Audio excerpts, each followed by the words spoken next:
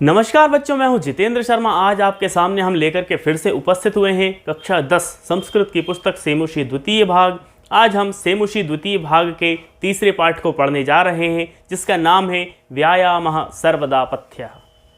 व्यायाम शब्द का तात्पर्य होता है अपने शरीर से जो श्रम किया जाता है वह सर्वदा व्यायाम कहलाता है।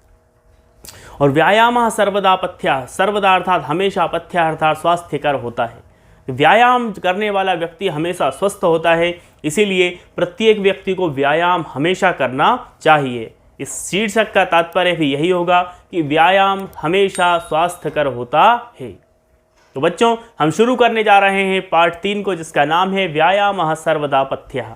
बच्चों, अभी तक आपने इस चैनल को यदि सब्सक्राइब नहीं किया है तो इसे प्लीज़ सब्सक्राइब कर लीजिए, लाइक कीजिए और इस चैनल को अपने दोस्तों तक शेयर अवश्य कीजिएगा। तो हम शुरू करते हैं पार्ट 3 को, जिसका नाम है व्यायामः सर्वदा पथ्यः।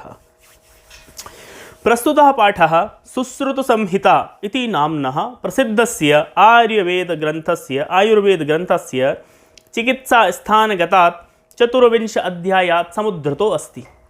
ये जो पाठ व्यायामः सर्वदा पथ्यः, ये जो आप पढ़ने जा रहे हैं, ये कहाँ से लिया गया है इसके विषय में बतलाते हैं कि यह आयुर्वेद के प्रसिद्ध ग्रंथ जिसका नाम है सुश्रुत संहिता, आयुर्वेद के प्रसिद्ध ग्रंथ सुश्रुत संहिता से चिकित्सा स्थान से, आयुर्वेद में भी बहुत सारे पार्ट हैं, अलग अलग अध्याय हैं, जिसमें चिकित्सा के अध्याय से यानी चिकित्सा वाले भाग से 24 अध्याय अर्थात 24वें अध्याय से इस पाठ को आपके सामने लेकर के आए हैं।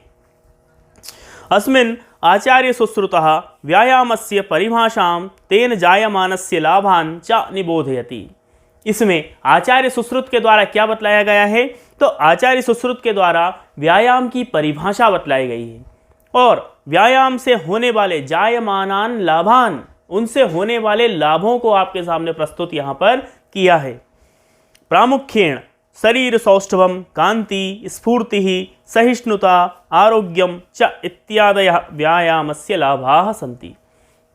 और व्यायाम के प्रमुख लाभ कौन कौन से हैं? तो शरीर सौष्ठवम अर्थात शरीर में गठीलापन आ जाना, कांति अर्थात चमक आ जाना, शरीर में आपके एक चमक आ जाती है व्यायाम करने से, स्फूर्ति अर्थात फुर्ती आ जाती है, सहिष्णुता हर एक कार्य को, हर एक परेशानी को सहन करने की शक्ति आपके शरीर में आ जाती है। जैसे हम देखते हैं कि ठंड है, शीत, वात और उष्ण, इन तीनों मौसम में हम अपने शरीर को किस प्रकार से उस मौसम के अनुकूल ढाल सकते हैं, यह सारी शक्ति हमें व्यायाम से आ जाती है। आरोग्यम, हमारा शरीर कैसा हो जाता है? स्वस्थ हो जाता है। यह प्रमुखता से व्यायाम के लाभ होते हैं।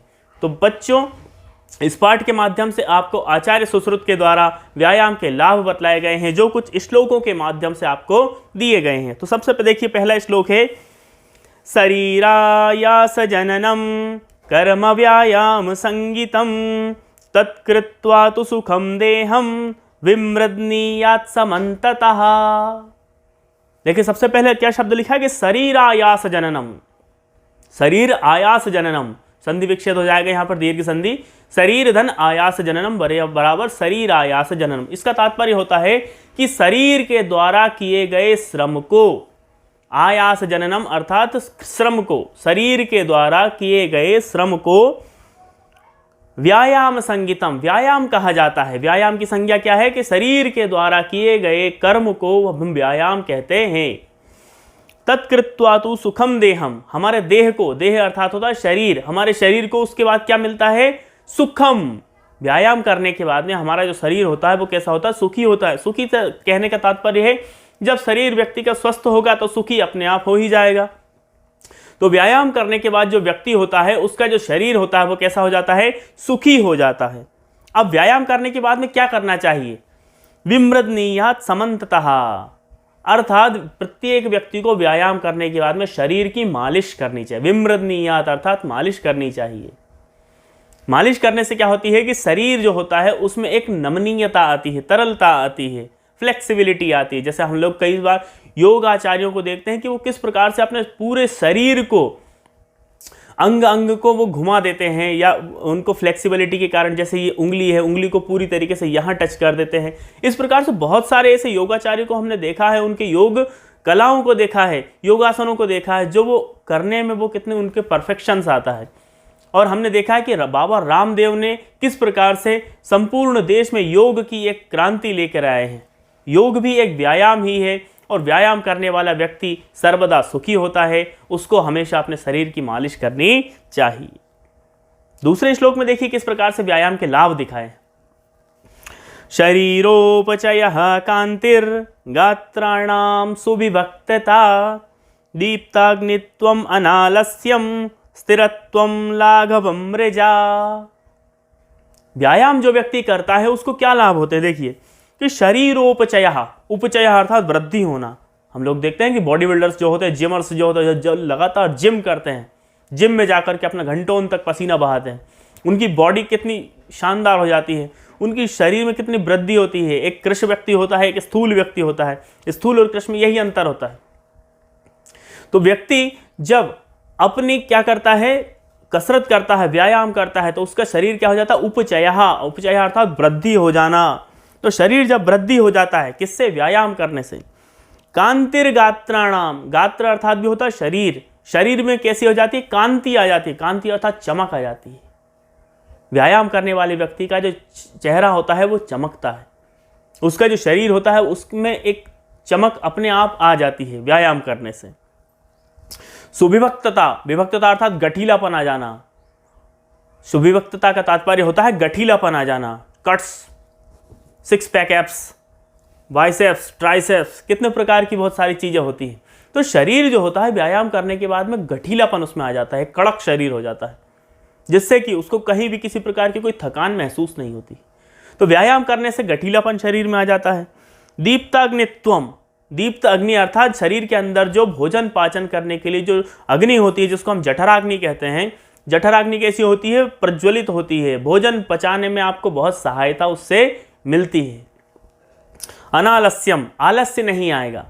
शरीर आपका स्वस्थ है, आपने यदि निरंतर व्यायाम करते हैं तो आपका जो आलस्य है वह दूर भाग जाएगा। आपको दूर दूर तक आलस्य नहीं आएगा। यदि आप व्यायाम नहीं करेंगे तो आलस्य आपको पल पल में आने लगेगा, एक एक चीज में आपको आलस्य घेरता जाएगा। स्थिरत्वम, शरीर में क्या आएगी, स्थिरता आएगी। मन में, बुद्धि में क्या होती है, स्थिरता आती है। लाघवम मृजा, मृजा अर्थात शरीर कैसा होता है, स्वच्छ होता है। स्वच्छीकरण शरीर की प्रक्रिया होती जाती है। देखिए अब तीसरा श्लोक है, श्रम क्लम पिपाशोष्ण शीतादीनां सहिष्णुता आरोग्यम चापि परमं व्यायामादुपजायते। श्रमक्लम, श्रमक्लम अर्थात श्रम के बाद में जो थकान होती है, क्लम अर्थात होता है थकान हो जाना। कोई भी व्यक्ति जब श्रम करके आता है, मेहनत करके आता है, तो उसको क्या हो जाती है, क्लम अर्थात थकान हो जाती है। तो वो जो थकान होती है श्रम के बाद, वो व्यायाम करने वाले व्यक्ति को कभी हावी उसके ऊपर नहीं होती। पिपासा उष्ण, पिपासा अर्थात प्यास लगना, उष्ण अर्थात गर्मी लगना, शीत अर्थात ठंड लगना, इत्यादि नाम जो विभिन्न विभिन्न प्रकार के मौसम होते हैं, शीत, उष्ण, वात इत्यादि जो मौसम होते हैं, उन मौसम में क्या होती है, सहिष्णुता, सहन करने की शक्ति व्यायाम से व्यक्ति के अंदर आती है। तो व्यक्ति इतनी सारी चीज़ों में परफेक्शन जब उसके आ जाएगा तो क्यों वो व्यायाम को छोड़ेगा। और व्यायाम के लाभ यही तो हैं कि किसी भी मौसम को सहन करने की शक्ति यदि व्यक्ति के अंदर आ जाती है तो वो स्वतः ही व्यायाम को महत्व देने लगेगा। आरोग्यम चापी परमम, व्यक्ति क्या होता है, आरोग्य होता है। आरोग्य अर्थात स्वस्थ होता है। यह सब कहां से आते हैं, व्यायामात उपजायते, व्यायाम से ही इन सब का जन्म होता है। तो हमें व्यायाम, देखिए कितना महत्वपूर्ण, व्यक्ति यदि व्यक्ति अपने जीवन में व्यायाम को नित्य प्रतिदिन इस्तेमाल करे तो व्यक्ति को इतने सारे फायदे होते हैं। देखिए व्यायाम के ही परिभाषा को बतलाते हुए इन्होंने चौथे श्लोक में कहा है, देखिए, न चास्ति सदृशं तेन किंचित स्थौल्यापकर्षणं न च व्यायामिनं मर्त्यं मर्दयन्त्यरयो बलात्। न च अस्ति सदृशं तेन, व्यायाम के सदृश दूसरा कोई नहीं है जो क्या कर दे, स्थौल्यापकर्षणम, स्थौल अर्थात मोटापा। हम आज के समय में, वर्तमान समय में देख रहे हैं कि हर दूसरे व्यक्ति को, हर तीसरे व्यक्ति को मोटापा घेर रखा है। उसका कारण सिर्फ यही है कि हमारी जो लाइफ स्टाइल है, हम लाइफ स्टाइल को तो स्टैंडर्ड बनाते जा रहे हैं, लेकिन शरीर के लिए जो स्टैंडर्ड है वो बिल्कुल घटता जा रहा है। लोग शरीर पर ध्यान नहीं दे रहे हैं, मोटापा उनका हावी होता जा रहा है, क्योंकि आजकल जो कर्म है, अब हम यदि इसी समय की बात कर लें कि 2 साल से हम कोरोना के समय में हम लोग लॉकडाउन के दौरान जब हम घर में बैठे रहते हैं, हम किसी प्रकार का वर्कआउट नहीं कर पाते हैं, तो हम बैठे बैठे ही हमारा जो पेट होता है, वो मोटापा जो होता है वो निकल आता है। तो न च अस्ति सदृशम तेन, व्यायाम के सदृश दूसरा कोई नहीं है जो स्थौल्य अपकर्षणम, अर्थात आपका जो मोटापा है उसको अपकर्षण दूर भगा दे। व्यायाम के सदृश दूसरा कोई नहीं है जो आपके मोटापे को दूर भगा दे। और न च व्यायामिनम मर्त्यम मर्दयंतरयो बलात्, और व्यायाम के सदृश दूसरा कोई नहीं है, और व्यायाम करने वाले के सदृश दूसरा कोई नहीं है जिसको उसके शत्रु बल से हरा दे। मर्दयंती अर्थात हरा देना या मार देना इत्यादि उसके संबंध में कहे जाते हैं। पछाड़ देना या पराजित कर देना, आप कुल एक शब्द को ध्यान रखिए कि पराजित कर देना। व्यायाम करने वाले व्यक्ति को उसका जो शत्रु होता है वह आसानी से पराजित नहीं कर सकता। ये बात बिल्कुल सच है कि जो व्यक्ति व्यायाम करता है उससे व्यक्ति दूर से ही देख करके उसकी इज्जत करता, सैल्यूट मारता, सर बॉस आ गए, सलमान भाई आ गए। सबसे पहले पहलवान, कई लोगों को पहलवान शब्द कह करके संबोधित किया जाए, जिनके बाइसेप्स, ट्राइसेप्स, बॉडी शॉडी सब कुछ अच्छी है, तो उनको व्यक्ति क्या कहता है, उनको अच्छे से बड़े तरीके से उनको कहता है, अरे पहलवान आ गए, पहलवान साहब, सलमान की संज्ञा देने लगते हैं लोग उसको। तो वास्तविकता यही है कि जो व्यक्ति व्यायाम करता है उसको उसका जो शत्रु होता है वह बल से, छल से, किसी भी प्रकार से इतनी आसानी से उसको मात नहीं दे सकता। और व्यायाम के सदृश दूसरा कोई है नहीं जो स्थौल्यापकर्षणम, अर्थात अपने मोटापे को दूर भगा दे। इसी क्रम में देखिए 5वां श्लोक है आपके सामने।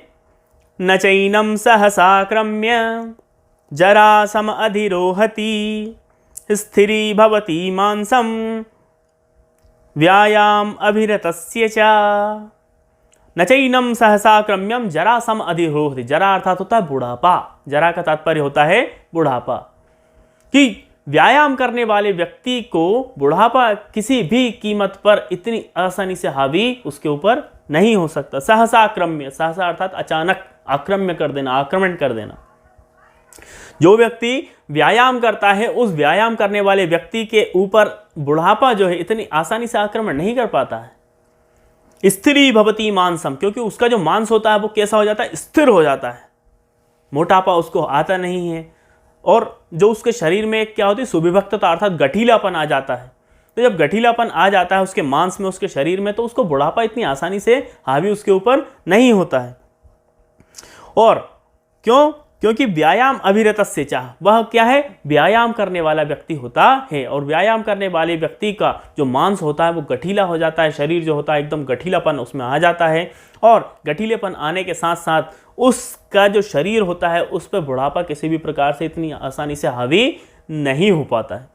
तो देखिए, ये थे 5 श्लोक जो हमने इस वीडियो में आपको बताए हैं। इसको आप ध्यान से देखिएगा और व्यायाम नित्य कीजिएगा, क्योंकि व्यायाम से ही हमें आरोग्यता प्राप्त होगी। और इतने लाभ जब हमने व्यायाम के आपको बता दिए हैं तो स्वतः ही स्वास्थ्य की प्रति यदि आप जागरूक नहीं हैं तो आप व्यायाम को क्यों नहीं करना चाहेंगे। यदि आप जागरूक हैं तो आप व्यायाम को बिल्कुल कीजिए, नित्य व्यायाम कीजिए। मैं जब तीसरी क्लास में पढ़ता था, 3rd क्लास में पढ़ता था, तब एक पाठ था, नित्य 3 मिनट दौड़िए।